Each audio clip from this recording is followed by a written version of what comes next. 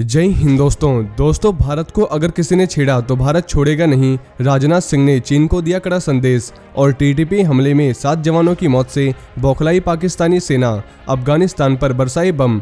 वहीं छत्तीसगढ़ के बस्तर में सुरक्षा बलों ने बड़े नक्सल विरोधी ऑपरेशंस को दिया अंजाम। एडवांस ड्रोन्स को बनाया हथियार। तो आइए जानते हैं इनके बारे में डिटेल में।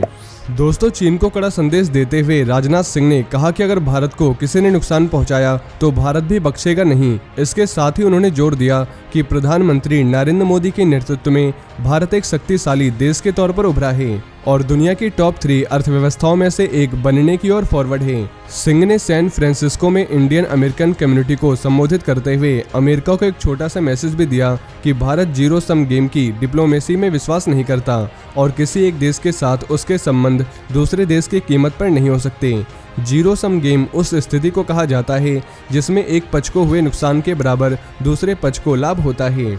वहीं छत्तीसगढ़ में 15 अप्रैल की सुबह केंद्रीय रिजर्व पुलिस बल सीआरपीएफ ने बड़े पैमाने पर एक नक्सल विरोधी अभियान को अंजाम दिया। सोर्सेज के मुताबिक नक्सलियों के खिलाफ कार्रवाई में सुरक्षा बलों ने एडवांस ड्रोन्स का इस्तेमाल किया। इन ड्रोन्स की मदद से एंटी नक्सल ऑपरेशन शुरू और खत्म किया गया। दोस्तों, वास्तव में नक्सलियों के खिलाफ इन ड्रोन का इस्तेमाल हथियार के रूप में किया गया। सुरक्षा बलों ने बस्तर जिले के दक्षिणी क्षेत्र के अंदरूनी हिस्से में इस ऑपरेशन को अंजाम दिया। नेशनल सिक्योरिटी ग्रिड के सोर्सेज के मुताबिक दिल्ली में टॉप सिक्योरिटी ऑफिसर्स ने इस एंटी नक्सल ऑपरेशन की निगरानी की और इसके पूरा होने के बाद सीआरपीएफ के सीनियर ऑफिसर छत्तीसगढ़ गए। वहीं नक्सलियों की ओर से बड़े पैमाने पर हताहत हुए हैं, लेकिन सुरक्षा एजेंसियों ने बताया कि मोस्ट वांटेड नक्सली नेता मांडवी हिडमा अभी भी जिंदा है। सोर्सेस के मुताबिक शुक्रवार तड़के करीब 1 बजे इस ऑपरेशन को अंजाम देने के लिए ड्रोन का इस्तेमाल किया गया। वहीं पाकिस्तान के खैबर पख्तूनख्वा प्रांत के उत्तरी वजीरिस्तान में सेना के काफिले पर हुए आतंकी हमले में पाकिस्तानी सेना के 7 जवान मारे गए थे और एक दूसरे हमले में एक दूसरे सैनिक की मौत हो गई।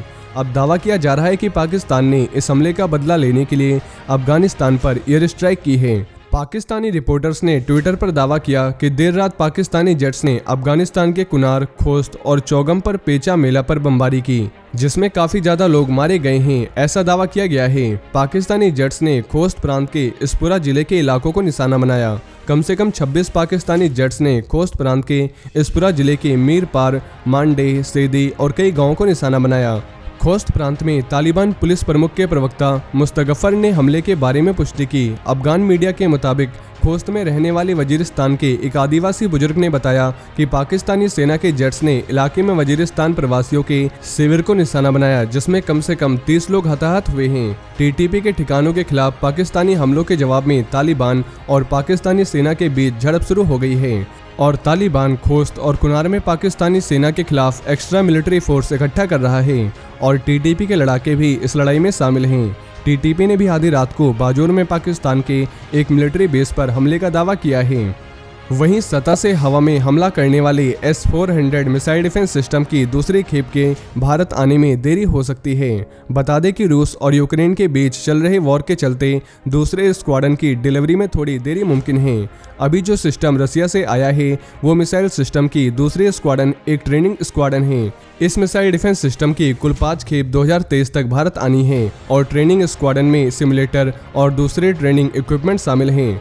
टाइम्स ऑफ इंडिया ने डिफेंस मंत्रालय के एक सोर्सेस के हवाले से बताया कि दूसरे ऑपरेशनल स्क्वाड्रन की डिलीवरी जून से शुरू होनी थी, लेकिन रूस यूक्रेन वॉर के चलते अब इसमें कम से कम 1 महीने की देरी हो सकती है।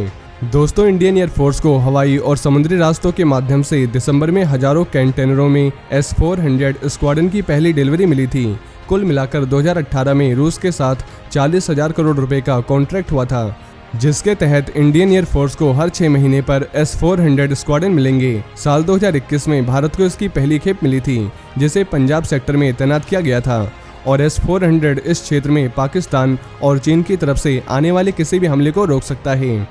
वहीं एडवांस लाइट हेलीकॉप्टर ALH के आर्म्ड वर्जन के प्रदर्शन से प्रभावित होकर इंडियन एयरफोर्स हिमालय और पश्चिमी मोर्चों पर रेगिस्तान क्षेत्र से ज़्यादा ऊंचाई वाले ऑपरेशन के लिए ऐसे और एडवांस हेलीकॉप्टर खरीदने का प्लान बना रही है। दोस्तों, ALH MK4 रुद्र नाम से जाना जाता है। इसका इस्तेमाल पूर्वी लद्दाख में चीन के साथ गतिरोध के दौरान किया गया था। इंडियन एयरफोर्स के पास 14 से 16 हेलीकॉप्टर का एक स्क्वाड्रन है और अब कम से कम 3 और स्क्वाड्रन इंडियन एयरफोर्स प्राप्त करना चाहती है और ऐसी जगहों पर हेलीपैड 15,000 फीट से ज्यादा की ऊंचाई पर मौजूद हैं, इसलिए ऐसी जगहों पर ये हेलीकॉप्टर ज्यादा बेस्ट रहेंगे। वहीं अनंतनाग जिले के कोकरनाग इलाके में सुरक्षा बलों ने बड़ा ऑपरेशन शुरू किया है। दरअसल वतनार क्षेत्र के एक ठिकाने पर कुछ आतंकियों की मौजूदगी की जानकारी एजेंसियों को मिली थी। इसके बाद पूरे इलाके में सर्च ऑपरेशन चलाया गया है। आने जाने के सभी रास्तों को सील कर दिया गया है। आतंकियों को आत्मसमर्पण करने के लिए कहा जा रहा है।